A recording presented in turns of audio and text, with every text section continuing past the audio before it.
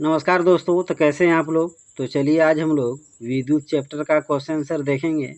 तो question number 18 देखिए, निम्नलिखित को स्पष्ट कीजिए।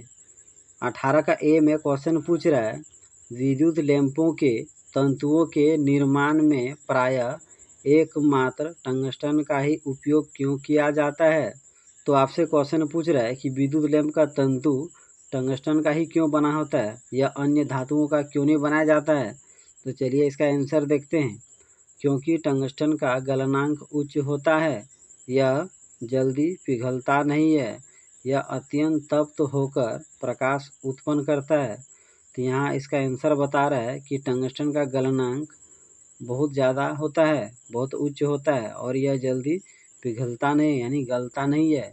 यह अत्यंत तप्त होकर यानी बहुत गर्म होकर प्रकाश उत्पन्न करता है। तो टंगस्टन के ये सारे खासियत हैं जिसके कारण टंगस्टन का उपयोग विद्युत लैंपों के तंतुओं के निर्माण में किया जाता है। 18 का बी में देखिए क्वेश्चन पूछ रहा है, विद्युत तापन युक्तियों जैसे ब्रेड टोस्टर तथा विद्युत इस्त्री के चालक शुद्ध धातुओं के स्थान पर मिश्र धातुओं के क्यों बनाए जाते हैं।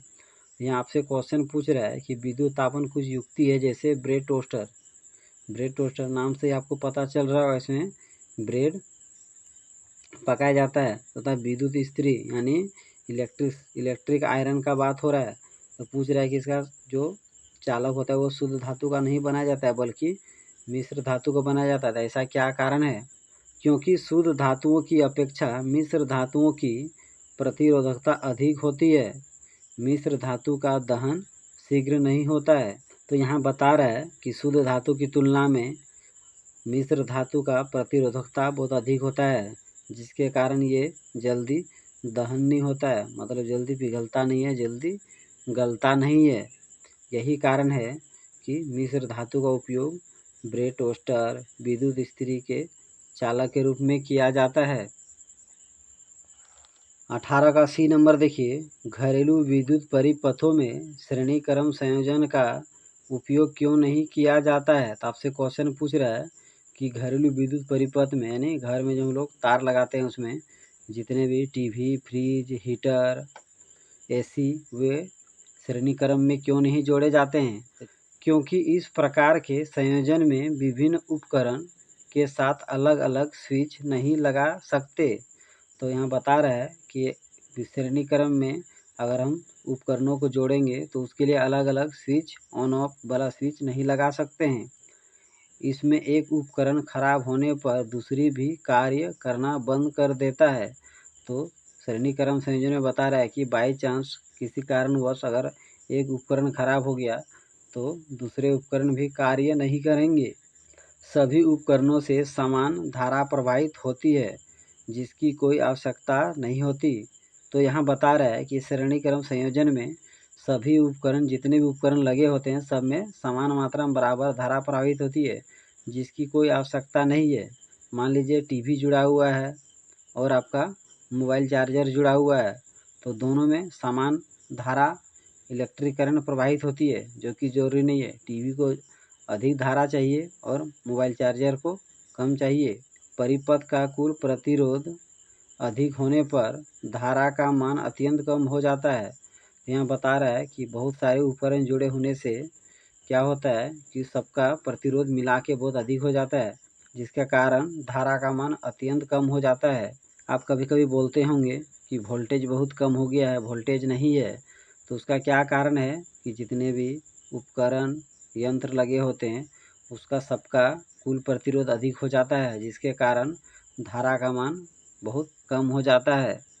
क्वेश्चन नंबर 18 का डी देखिए, किसी तार का प्रतिरोध उसकी अनुप्रस्थ काट के क्षेत्रफल में परिवर्तन के साथ किस प्रकार परिवर्तित होता है। यहाँ आपसे क्वेश्चन पूछ रहा है कि यदि किसी तार का अनुप्रस्थ काट क्षेत्रफल में बदलाव करेंगे, परिवर्तन करेंगे तो किस तार का प्रतिरोध क्या होगा, बढ़ेगा कि घटेगा। किसी तार का प्रतिरोध उसकी अनुप्रस्थ काट के क्षेत्रफल के व्युत्क्रमानुपाती होता है। मतलब यहाँ पे दिया हुआ R प्रोपोर्शनल टू 1/A, मतलब यहाँ बता रहा है कि अगर किसी तार का अनुप्रस्थ काट क्षेत्रफल बढ़ेगा तो उसका प्रतिरोध घटेगा, यानी किसी तार का क्षेत्रफल बढ़ने पर उसका प्रतिरोध घटता है। तो चलिए यहाँ देखिए, अर्थात जैसे जैसे तार की मोटाई बढ़ेगी, मतलब तार का व्यास बढ़ेगा, अनुप्रस्थ काट का क्षेत्रफल भी बढ़ेगा। यानी जैसे जैसे तार का मोटाई बढ़ेगा या उसका तार का व्यास बढ़ेगा तो क्या होगा, अनुप्रस्थ काट का क्षेत्रफल भी बढ़ेगा और तार का प्रतिरोध कम हो जाएगा। यहाँ साफ बात है कि यदि तार का मोटाई बढ़ रहा है तो उसका प्रतिरोध कम हो जाएगा। यानी आपको याद रखना है कि मोटा तार का प्रतिरोध कम होता है तथा पतला तार का प्रतिरोध अधिक होता है।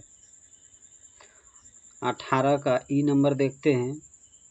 विद्युत संचारण के लिए प्रायः कॉपर तथा एल्युमिनियम के तारों का उपयोग क्यों किया जाता है? तो यहाँ आपसे क्वेश्चन पूछ रहा है कि विद्युत संचरण के लिए प्रायः अधिकतर कॉपर और एल्युमिनियम तार का ही उपयोग क्यों किया जाता है, और भी बहुत सारे धातु हैं उनका उपयोग क्यों नहीं किया जाता है? क्योंकि ये विद्युत के बहुत अच्छे चालक हैं। यानी बता रहा है कि कॉपर तथा एल्युमिनियम विद्युत के बहुत अच्छे चालक हैं, यानी सुचालक हैं। इनकी प्रतिरोधकता बहुत कम है। तो कॉपर और एल्युमिनियम की प्रतिरोधकता बहुत कम है, जिसके कारण तार जल्दी गर्म नहीं होते। यानी कॉपर और एल्युमिनियम धातु की प्रतिरोधकता बहुत कम है, जिसके कारण ये दोनों तार जल्दी गर्म नहीं होते हैं। इन्हें आसानी से मोड़कर तार बनाए जा सकते हैं। यानी दूसरे धातुओं को मोड़ने में थोड़ा कठिनाई होती है, जबकि कॉपर एल्युमिनियम को मोड़ने में आसानी होती है। इसे 2-3 बार अच्छा से पढ़िए, और अगर मेरा वीडियो आप लोग को समझ में आता हो तो मेरे यूट्यूब चैनल को ज़रूर सब्सक्राइब कर लीजिए।